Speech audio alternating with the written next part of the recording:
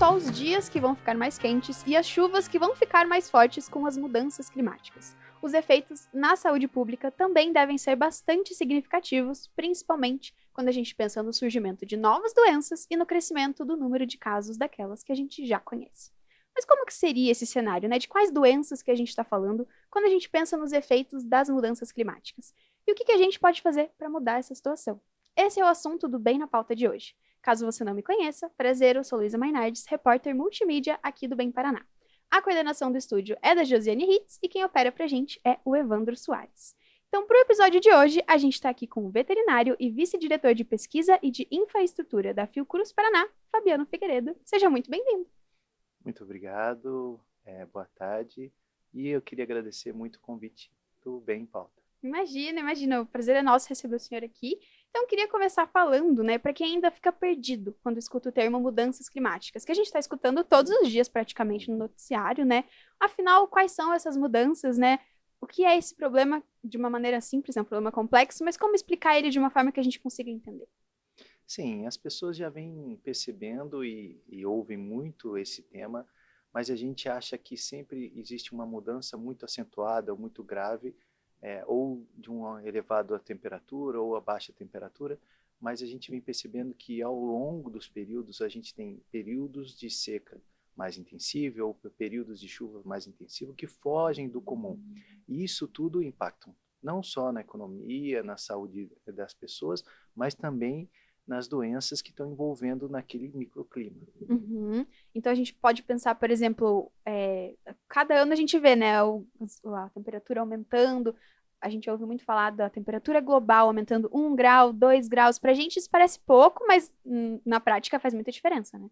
Sim, faz muita diferença e em termos de saúde pública, ela pode impactar ao longo dos anos de forma muito agressiva. Assim, a presença de um vetor, de um mosquito que não era comumente encontrado naquela região, ao longo desse período ele pode se adaptar a essas novas temperaturas e causar gravemente o aumento do número de casos de uma doença que não existia naquela região. Uhum, faz muito sentido.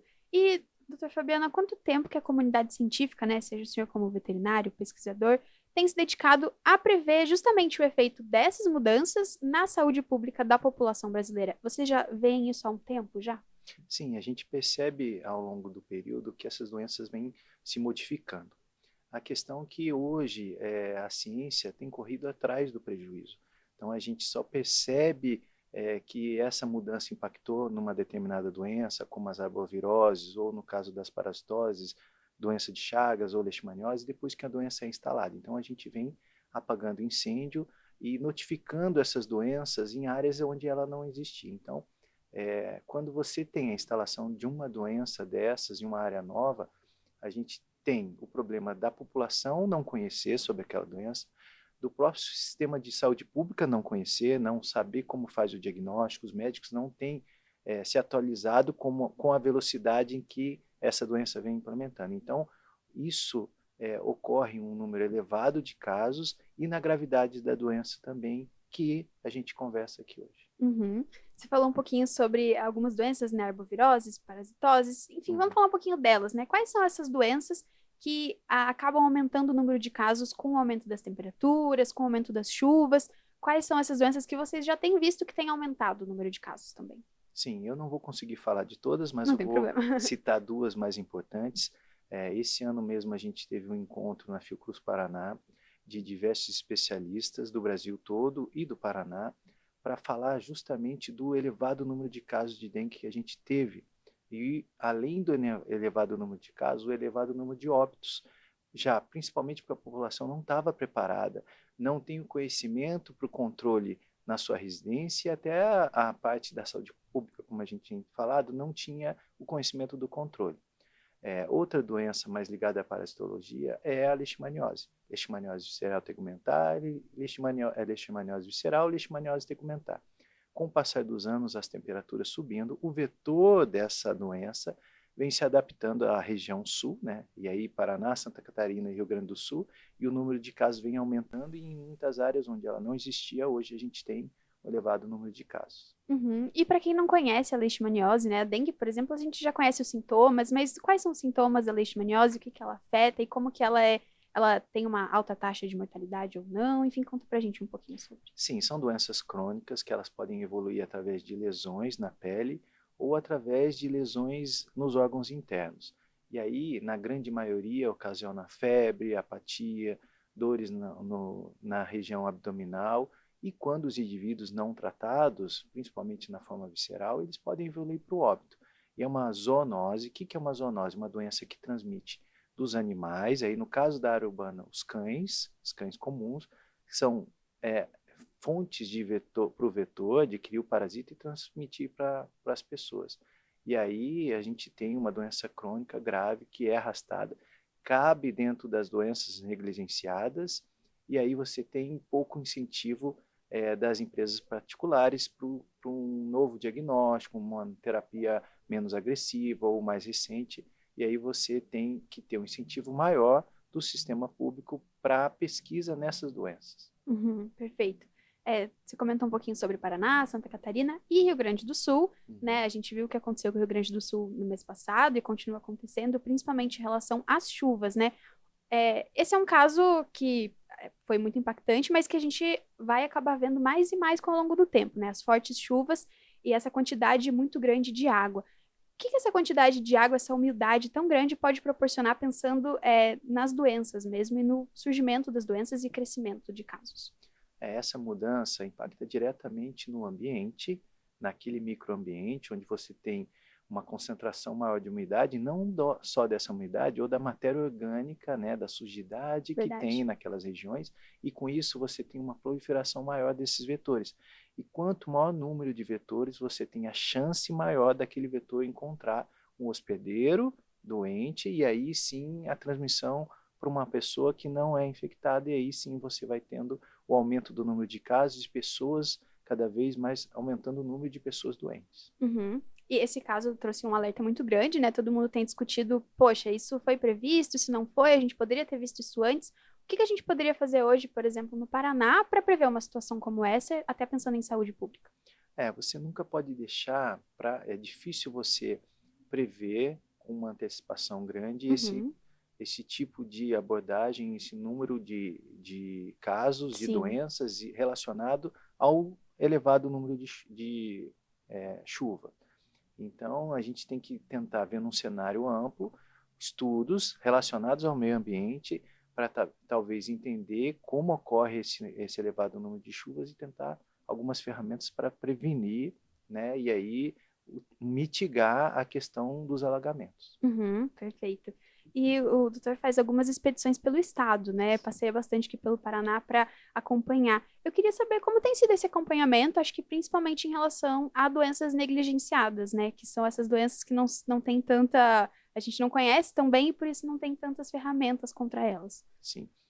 O papel nosso da Fiocruz e da Secretaria Estadual Municipal de Saúde é dar o treinamento para esses agentes de saúde dos municípios, onde a gente tem as doenças próximas de chegar àquele local. Então, com o treinamento prévio desse sistema de saúde pública, eles têm como diagnosticar e identificar a entrada de uma doença. Então, quando você identifica o início da entrada de uma doença, você tem como prevenir e tratar mais agilmente os casos e aí reduzindo o número de casos e óbitos. Uhum. E como que como que a região sul ela tem se comparado com o resto do Brasil? A gente já tem notado o índice de algumas doenças específicas em comparação com o resto do país? Sim, a região sul sempre teve uma proteção em relação às baixas temperaturas, e as baixas temperaturas, de uma maneira, acaba controlando o elevado número desses vetores, dessas doenças, né, em relação ao norte e nordeste do país, onde as temperaturas são homogêneas e quentes a maior parte do ano. E aí, com essa mudança climática, você tem essa temperatura mais quente por períodos mais longos, e com isso a instalação dessa doença. Então, a gente tem que tratar disso como uma vigilância, ter uma vigilância entomológica. O que é a vigilância entomológica? Utilizar armadilhas para saber que tipo de mosquitos estão circulando naquela região, que tipo de vetores, existe a mudança do panorama desses vetores, do número de vetores encontrados, e com a vigilância você consegue controlar. E aí eu falo da dengue, da zika, chikungunya, leishmaniose e outras doenças transmitidas por vetores. Uhum. Então, o Sul, a gente tem uma situação um pouquinho diferente do resto do país, né? Então, a gente realmente precisa ter alguns cuidados a mais. Essa questão do inverno é muito interessante, porque a gente está no inverno agora, está frio Uhum, em uhum. Curitiba, mas a gente está tendo algumas mudanças interessantes, né? A gente está tendo semanas muito quentes, em pleno julho, e semanas muito frias. Como que a gente pode lidar com essa situação pensando nos vetores, por exemplo? É, na verdade, quando você tem uma estação bem definida de inverno, aquele controle vetorial é mais eficiente, de Uhum, uma maneira natural. uhum, E aí, quando você tem essa oscilação de temperatura, você tem um descontrole nisso. E aí, aquele nosso controle, a nossa prevenção natural que acontece, não acontece mais. Então, é, tudo é muito novo. Então, a gente não tem acompanhado de uma forma adequada para saber ao longo dos anos próximos que estão para vir como essa doença vai se uhum. comportar. Então, eu acredito que em pouco tempo a gente tenha um número maior dessas arboviroses, dessas doenças parasitárias, e aí você vai ter que ter um controle maior em relação a novas ferramentas de prevenção. Uhum, perfeito. E quando a gente pensa nas comunidades mais vulneráveis, né? Elas também estão mais vulneráveis às mudanças climáticas. Como que a gente pode pensar nessas comunidades pensando na situação da saúde pública? Eu acho que a parte de comunicação e a parte de esclarecimento é fundamental. Então, eu acho que, de alguma maneira, os municípios, as secretarias municipais de saúde, estaduais, têm que ter uma abordagem de prevenção, lógico, mas de comunicação e de esclarecimento. Quando você tem uma população mais esclarecida em relação a essas doenças, de como prevenir, de como saber que uma pessoa, um filho, uma mãe está doente, você tem uma abordagem mais precoce sobre aquela doença, um diagnóstico mais precoce, e com isso você evita casos graves. Perfeito. E o senhor também é veterinário. Quer dizer, o Sim, senhor é veterinário. Quando a gente pensa no cuidado com os bichinhos, a gente também tem algumas doenças que impactam especificamente os pets ou os animais de estimação, não? sim, a gente tem várias doenças que são as doenças propriamente veterinárias e as zoonoses. As zoonoses são doenças que atingem tanto os animais como os seres humanos. Aí, como via de regra, a gente está falando da leishmaniose, é uma zoonose importante que ela faz mal tanto para os seres humanos como para os animais. Então, essa mudança climática não só afeta os seres humanos como os animais.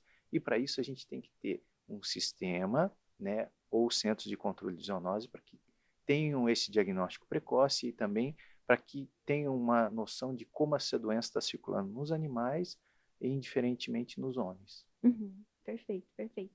E a gente fala muito sobre o assunto, né? Todo mundo fica preocupado, fica vendo, no caso da gente, nossos vizinhos gaúchos, por exemplo, sofrendo com algumas questões e pensando quando que vai ser a nossa hora, por exemplo. E a gente tem que, eu preciso te perguntar, né? O que que a gente pode fazer no cunho individual? É óbvio que questões de política e mobilizações um pouco mais robustas, elas são muito importantes nesse sentido, mas existe algo que a gente possa fazer, por exemplo, na nossa casa para se prevenir? Sim, assim, a higiene sempre é bem-vinda em qualquer área, mesmo em relação à sujidade e à decomposição de matéria orgânica no seu quintal. Então, se você mantém o seu quintal livre de excesso de matéria orgânica, eu digo folha, galhos, frutas, a criação de animais domésticos na cidade também tem que ter um controle. Você não pode, em algumas áreas, ter a criação de galinhas ou porcos ou até mesmo animais de grande porte, porque esses animais, além de eles serem fonte de alimentação para esses vetores, eles promovem uma matéria orgânica rica, onde esses vetores vão se reproduzir, né? E aí você contendo essa sujidade, não tendo essa criação e não tendo objetos onde tem o acúmulo de água e essas matérias orgânicas, você previne a densidade desses vetores e, consequentemente, a doença. Bacana, bacana. E, bom, muitos anos de trabalho, né? Muitos anos de pesquisa. Eu imagino que a comunidade científica já saiba bem responder essa pergunta. O que que ainda falta no âmbito político e governamental para a gente avançar nessas questões? Sim, assim, o que gere muita pesquisa são recursos financeiros. E a gente sabe que a gente tem pouco direcionamento dos recursos financeiros para investir na pesquisa. Na saúde como um todo, mas na pesquisa ainda eu diria que é mais negligenciada, né? E aí, com a falta de recursos, você não tem pesquisas robustas ao longo desse período, pesquisas que duram que durem mais de um ano, para que você tenha um resultado mais concreto, mais robusto, para dizer como anda o andamento, né? Um acompanhamento na área endêmica do desenvolvimento de uma doença, ou do surgimento de uma doença, ou reemergência de uma doença. Então, eu acho que o principal é o investimento em estrutura de pesquisa, investimento em recursos humanos, né? Pesquisadores, alunos de iniciação científica, alunos de mestrado e doutorado, para que você tenha um maior conhecimento dessas doenças nas áreas, por exemplo, agora na região sul. Então, para a gente encerrar, eu queria te perguntar, né, qual que é o papel da Fiocruz quando a gente pensa na saúde pública aqui do Paraná, por exemplo? Porque é uma instituição muito importante, né? Sim, é uma instituição importante, recente na região sul. Ela agora vai completar 25 anos na região sul, aqui no Paraná, é dia 4 de agosto. A gente está muito feliz com essa conquista. E a Fiocruz traz, além da ciência aplicada, dos alunos, da pós-graduação, e nós temos 2 laboratórios de referência. Um laboratório de referência à bovirose e um laboratório de referência à leishmaniose. E esses laboratórios, além da pesquisa interna, ele traz o treinamento, como eu já falei na entrevista, a capacitação dos técnicos da região sul, em qualquer área, tanto diagnóstico como tratamento e avaliação clínica, ligada a essas 2 doenças, né? Então, a Fiocruz tem uma estrutura moderna, com muitos equipamentos, um corpo de pesquisadores bem capacitados, de doutores, alunos de pós-graduação, mestrandos e doutorandos que atuam nessa área. Que faz um trabalho direto ali com a sociedade também, né? Diretamente, eles lidam diretamente, tentando resolver esses problemas ligados ao ambiente ou não, mas diretamente à região sul. Então, esse núcleo da Fiocruz no sul traz uma segurança e uma colaboração com as universidades e com as secretarias estaduais e municipais de saúde, dando uma robustez e um apoio direto no controle dessas doenças. Perfeito, principalmente, né, as negligenciadas, que justamente outras instituições, ou enfim, outros centros não lidam, mas vocês têm essa frente, né? Isso é muito interessante. Muito obrigada e parabéns, Fiocruz, também, pelos 25 anos adiantado. Muito obrigada pela entrevista. Obrigado. Imagina. Então, para encerrar o programa de hoje, eu agradeço você que escutou até aqui. Não esquece de deixar um gostei, de colocar um comentário e também de quais outros assuntos você gostaria que a gente trouxesse aqui para a mesa, viu? Qualquer dúvida, deixe aí nos comentários e não esquece de seguir o Bem Paraná nas redes sociais. Até a próxima!